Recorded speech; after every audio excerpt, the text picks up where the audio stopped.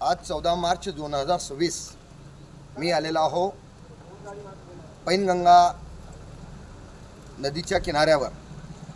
आपल्या महाराष्ट्रातून विशेषतः अजिंठा, बुलढाणा, नांदेड, वाशिम, परभणी या जिल्ह्यातून जी नदी वाहत येते आपली, ती पैनगंगा नदी आज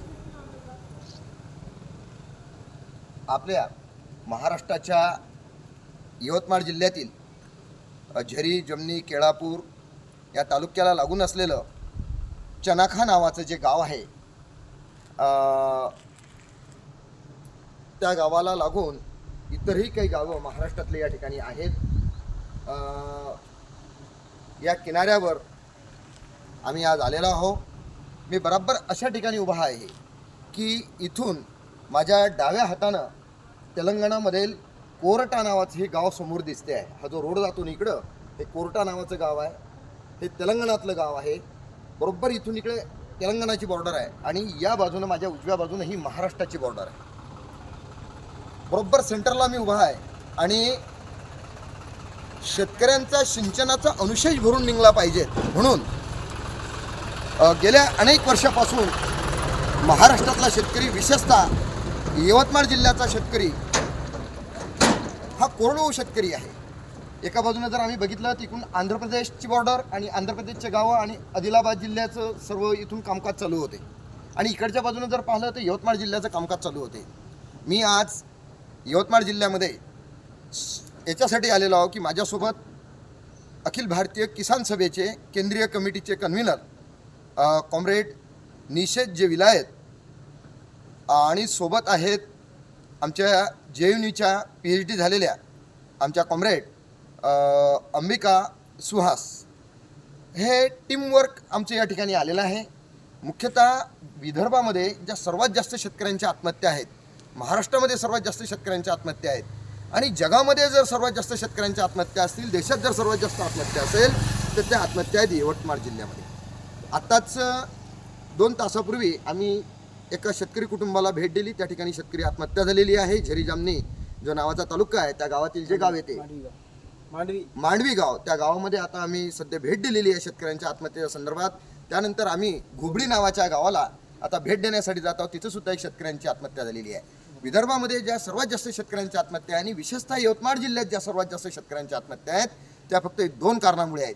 कारण काय की यवतमाळ जिल्हा हा कॉटन बेल्ट आहे, पूर्ण कापूस उत्पादक आहेत आणि हा जो शेतकरी आहे, या शेतकऱ्याचा आम्ही जे सर्वे केला, या सर्वेमध्ये आमच्या असं लक्षात आलं की महाराष्ट्र गव्हर्नमेंट या सेंट्रल गव्हर्नमेंट यांनी यवतमाळ जिल्ह्यातल्या शेतकऱ्याला सिंचनाचा अनुशेष भरून दिला पाहिजे.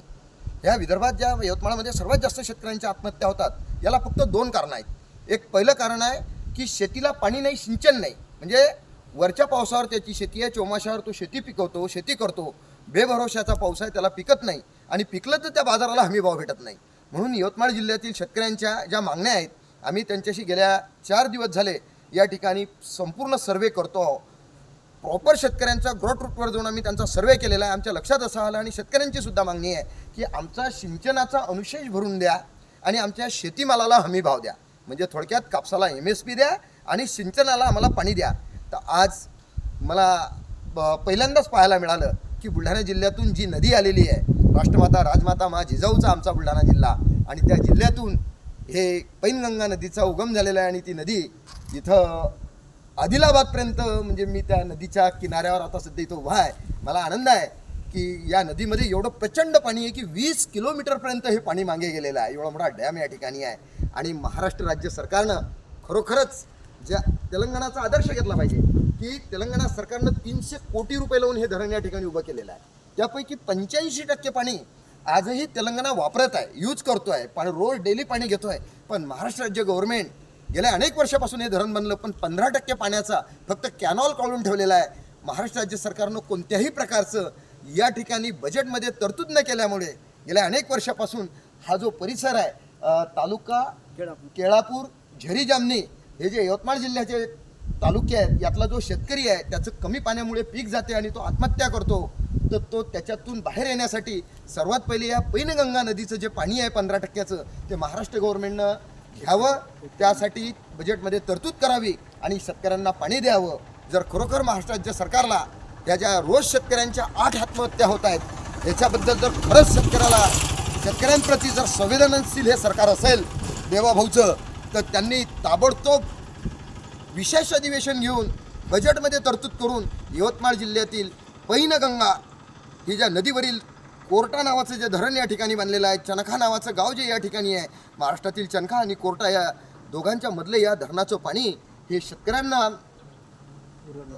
पुरवलं पाहिजे, त्यांना दिलं पाहिजे. तरीच या शेतकऱ्यांचं जीवनमान उंचावेल. कारण त्याचं आर्थिक जीवनमान उंचावलं तर शारीरिक जीवनमान उंचावेल, मानसिक बौद्धिक जीवनमान उंचावेल आणि शेतकरी हा त्या ठिकाणी पुढे येईल आणि त्याचं आत्महत्येचं प्रमाण कमी होईल. असं विनंती वजा सूचना महाराष्ट्रातील गव्हर्नमेंटला आम्ही या ठिकाणी करतो. खूप खूप मला या ठिकाणी आनंद झाला एवढं मोठं पाणी बघून की खरंच या पाण्याचा उपयोग सरकारनं करायला पाहिजेत. एवढंच बोलतो आणि थांबतो. लाल सलाम कॉम्रेड.